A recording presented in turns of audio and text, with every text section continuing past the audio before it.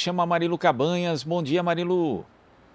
Oi, Glauco, bom dia a todo mundo que está acompanhando aqui o Jornal Brasil Atual. E a gente vai falar nesse momento com o nosso colunista Wagner Ribeiro, professor do Departamento de Geografia da USP, do Programa de Pós-Graduação em Ciência Ambiental. Oi, Wagner, bom dia, seja bem-vindo. Bom dia, Marilu. Bom dia quem nos acompanha. Wagner, vamos para o primeiro tema a ser abordado por você hoje, sistema Cantareira, né? Sistema Cantareira, até trupiquei aqui. Sistema Cantareira, o maior reservatório da região metropolitana de São Paulo, já entrou em faixa de restrição, operando com 29,9% do volume de sua capacidade. A Cantareira abastece cerca de 7,2 milhões de pessoas por dia. Esse índice de 20% é o menor volume registrado nos últimos anos, quando chegou a operar com 30,2%. A gente está, portanto, Wagner, longe do considerado normal, né? O volume de água precisa estar aí com 60% de sua capacidade ali no manancial. Como é que deverá ser os próximos meses e também o que explica esse estado tão baixo do volume desse manancial? Pouca chuva, pouco investimento, vamos lá. Veja, Marilu, nós temos aí uma combinação de fatores, né? De fato, há uma diminuição que a gente observa já de longa data, né? Do volume de chuvas. A cada ano, infelizmente, o reservatório não consegue voltar aos níveis anteriores, né? Depois você tem, eventualmente, um ano mais intenso em chuva, ele recupera um pouco. Então, nós estamos assistindo, na verdade, uma oscilação que é a hora positiva, depois ela vem baixando, baixando, e a gente está de novo no momento de baixa, né? E o porquê disso nós sabemos, né? Basicamente, desmatamento no entorno das represas, desmatamento também na Amazônia, que afeta a chegada de chuvas aqui, nós sabemos disso também, e, ao mesmo tempo, um uso intensivo da água na região metropolitana de São Paulo. Nós não vemos aí a Sabesp promover nenhum tipo de ação para a redução do consumo, em especial nos grandes usuários, né? Ela acabou soltando agora mais uma campanha, até muito simpática, mas eu acredito que é pouco efetiva, porque ela quer, de fato, atacar o consumidor final, ou seja, o usuário em suas residências, dizendo, olha, toma banho mais rápido, escova os dentes com a torneira fechada. Ótimo, tudo isso é importante, né? Combate os vazamentos em sua casa, sim, tudo isso é importante, mas, de fato, a grande questão que está posta é para os grandes usuários, né? Porque no momento de escassez que nós estamos enfrentando, e enfrentaremos cada vez de maneira mais drástica, eu diria, em São Paulo, nós temos que, de fato, avaliar, Marilu, até que ponto vale a pena manter atividades de alto consumo de água, né, na região metropolitana. Eu estou me referindo, por exemplo, ao setor industrial, que é altamente intensivo em água, e também alguns setores de serviços, né? Então, é preciso, de fato, começar a fazer conta, né? Quanto de água eles consomem, quanto eles contribuem com o emprego, quanto eles contribuem com a arrecadação de impostos, e a gente vai ter que fazer essa equação ao final para dizer, bom, à luz do abastecimento de água de tantos outros milhões de pessoas ou milhares de pessoas, não é mais conveniente que esse tipo de atividade seja mantido na região metropolitana. Sei que essa é uma discussão um pouco, às vezes, que gera um certo desconforto. Foi, poxa, nós estamos no momento de desemprego, você quer diminuir a oferta de emprego. Mas podemos, na verdade, recuperar essas atividades, esses postos de trabalho para outras atividades que envolvem, por exemplo, a recuperação ambiental. Então, ao mesmo tempo que você perde aí alguns impostos em setores industriais, especialmente, você pode, na verdade, abrir outras atividades com recuperação ambiental, com recuperação de manejo de rios, com recuperação de áreas florestadas, enfim. É um debate que nós vamos ter que começar a fazer o quanto antes, Marilu. Eu fiz um artigo já em 2012, se me lembro bem, onde eu já apontava essa necessidade e os anos vão passando e a gente não vê, na verdade, esse debate se tornar público, ganhar mais visibilidade, porque é disso que se trata, né? Nós estamos assistindo ao mesmo tempo, Marilu, isso é muito preocupante, quer dizer, nós temos hoje um manancial a mais, né? A Sabesp conseguiu trazer o São Lourenço, mas quando a gente pega o volume de água total comparado com 2013, quando nós tínhamos aquele ano mais agudo pré-crise, nós temos menos água, ainda que tenhamos um manancial a mais, né? O que mostra que o quadro realmente é estrutural, é difícil, e é aquela questão, né? Quer dizer, a água tem, a gente pode fazer um gerenciamento da água mais adequado, mas a Sabesp não encara essa discussão porque ela tem aí os chamados contratos de demanda firme, onde ela precisa garantir, não é, o fornecimento para os grandes usuários, que ao final, por contrato, né, pagam mais barato o metro cúbico de água que, por exemplo, comunidades e mesmo os usuários em geral. Então, é realmente preciso repensar todo o sistema de oferecer água em São Paulo, né? Eu não gosto de usar a palavra de produzir água, acho que a água não se produz, né? Mas, na verdade, o sistema de coleta, tratamento e distribuição tem que ser revisto de maneira bastante ampla. Nós temos que enfrentar, de fato, esse desafio, que é numa região que é de escassez hídrica, né? Nós sabemos disso. Essa escassez, ao que parece, será cada vez mais frequente, mais recorrente. Então, é preciso, de maneira organizada, ordenada, né? Identificar, e a Sabesp sabe, não só a Sabesp, né? Os próprios municípios da região metropolitana sabem exatamente onde estão os grandes usuários de água, convocar esse pessoal, né, uma conversa séria mesmo, né, e avaliar. Agora, também é preciso dizer que no estado de São Paulo como um todo, nós estamos assistindo esse problema, né? Então, não dá para deslocar, desculpe, essa atividade para qualquer lugar também no estado de São Paulo. Nós assistimos a região de Sorocaba também com falta de água, e a área industrializada, o Vale do Paraíba não está numa situação menos confortável também.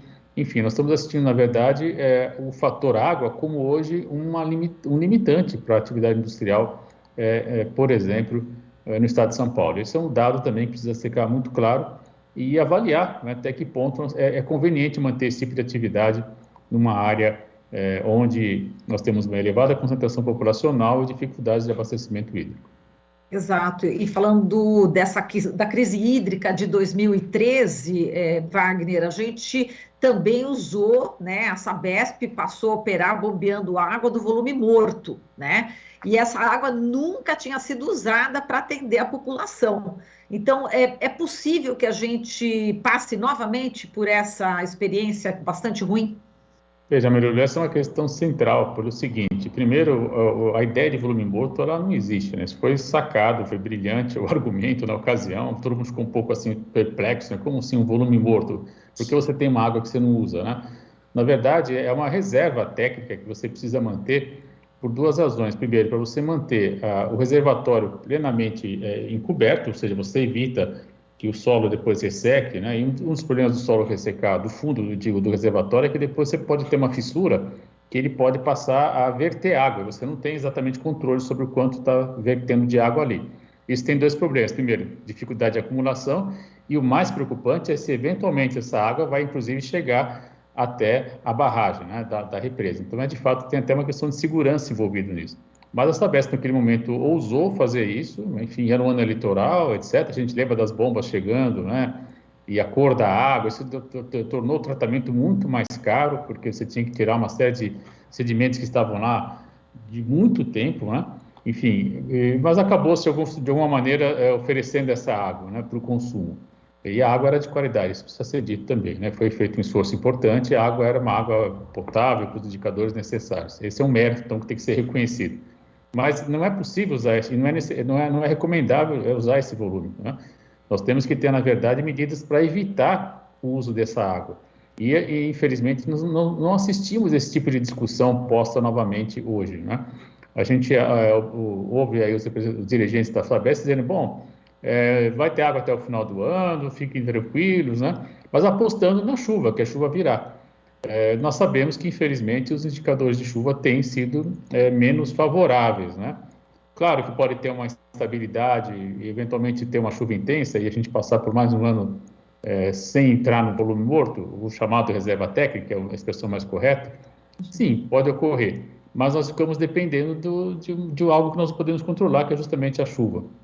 É preciso, então, ter de maneira clara, racional, organizada, convocar todo mundo que consome água em grande intensidade e dizer, olha, à luz das reservas, né, do volume, o que nós estamos querendo dizer é o seguinte, mudou o normal de chuva na região metropolitana de São Paulo, essa é a questão. Nós temos hoje um outro patamar de chuva que já é reconhecido, né, os colegas da meteorologia têm mostrado essa oscilação, os colegas também da climatologia, do Departamento de Geografia, mostram isso.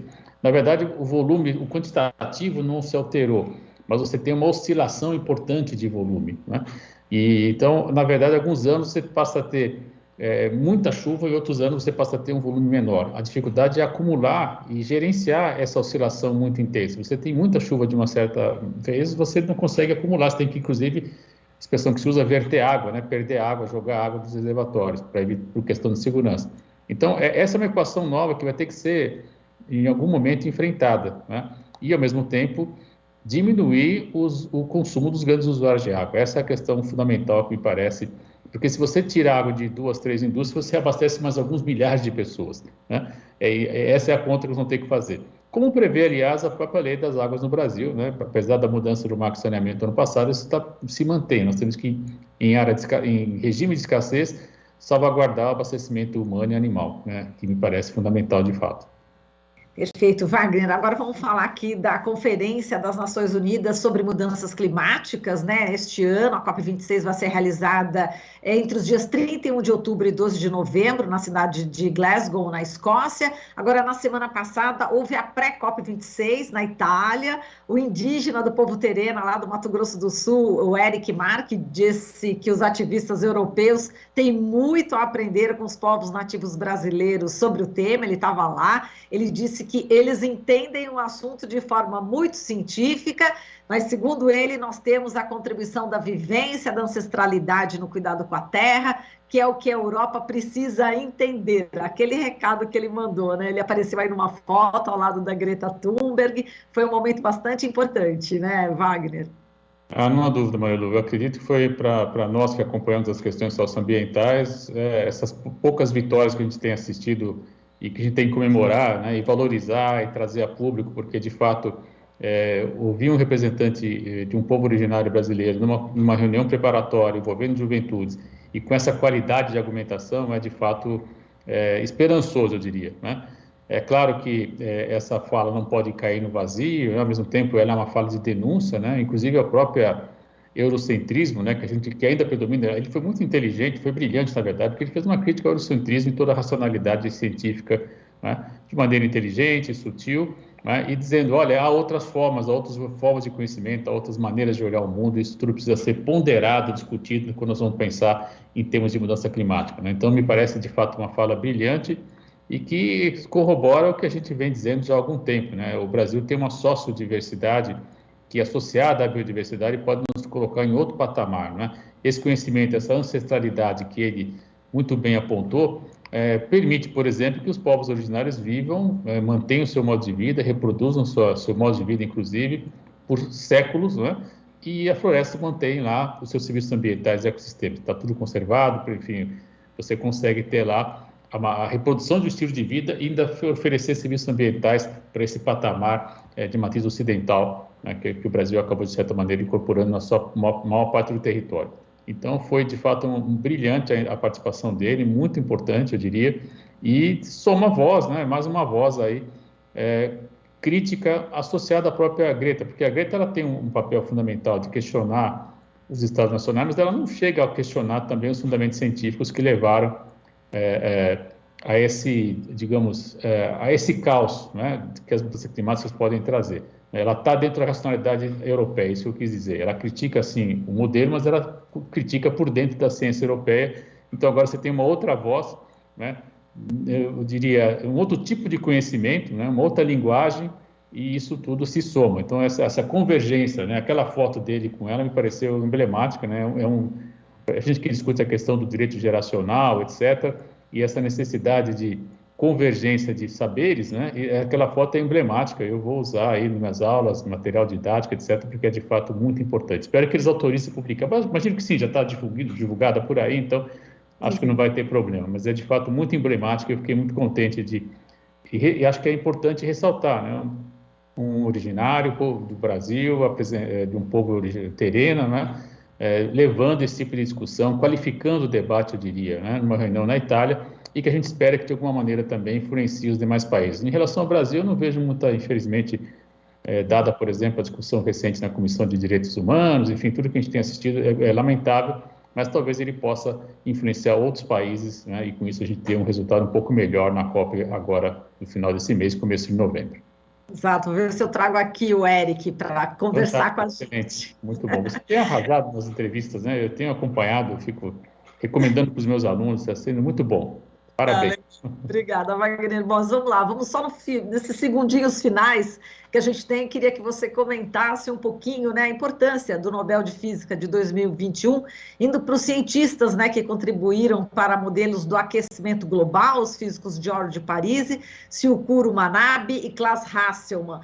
é importante esse tema, tendo aí essa visibilidade, né, no Nobel de Física. Sem dúvida, né, Marilu? Muito importante. Nós tivemos já o IPCC ganhando, né, um tempo atrás. Agora, de fato, esses pesquisadores também, um trabalhando mais com digamos, a dinâmica do sistema terrestre, né, e outro pensando em modelagem, ou seja, usando aí conhecimento matemático de alta capacidade para pensar sistemas complexos. De fato, é necessário combinarmos isso tudo, né, entender o sistema natural em suas diversidade e complexidade, que não é menos complexo você pensar, como a gente já falou outras vezes, estamos pensando numa combinação de fluidos, né? Você tem água, você tem ar, você tem superfície terrestre, com floresta, sem floresta, hoje cada vez mais com áreas urbanas intensas. A isso tudo você tem a agregar, por exemplo, os chamados aerossóis, ou seja, poeira, gases de efeito estufa, enfim, é um volume de informação extraordinário, né? E isso tudo, pensar essa questão toda num sistema, aí sim, já no modelo matemático que permita que essas variáveis possam ser manipuladas, inclusive projetadas para você variar cenários, é de fato muito importante. Então, eu acredito que, mais pelo tema, né, é fundamental que esses colegas sejam laureados e a gente tenha aí mais visibilidade para esse assunto. Então, eu fiquei pessoalmente muito contente, embora não os conheça, mas, enfim, acho que são colegas que, efetivamente, trazem uma contribuição importante, né, para que a gente possa entender esse cenário e, evidentemente, projetar cenários para sairmos e evitarmos crises agudas que podem surgir ainda, né? Ainda está no horizonte, infelizmente. Muito bem. Nossa, o que a gente aprende com você, Wagner, sempre nas suas colunas é fantástico, viu? A gente vai, né, adquirindo conhecimento assim de uma forma gostosa, né? Que você tem aí o dom da oratória também, então junta tudo, conhecimento com essa fala sua.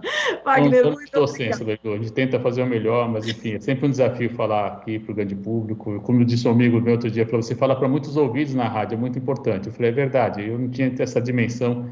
E a gente fica com muito cuidado e muito carinho que a gente faz essas falas aqui, pode estar certa disso. E eu agradeço a oportunidade, de fato. Com certeza, tenho certeza disso. Wagner, muito obrigada, um forte abraço para você e até a próxima semana. Até. Beijo. Falamos aqui com Wagner Ribeiro, professor do Departamento de Geografia da USP e do Programa de Pós-Graduação em Ciência Ambiental. Você está ouvindo Jornal Brasil Atual. As notícias que os outros não dão.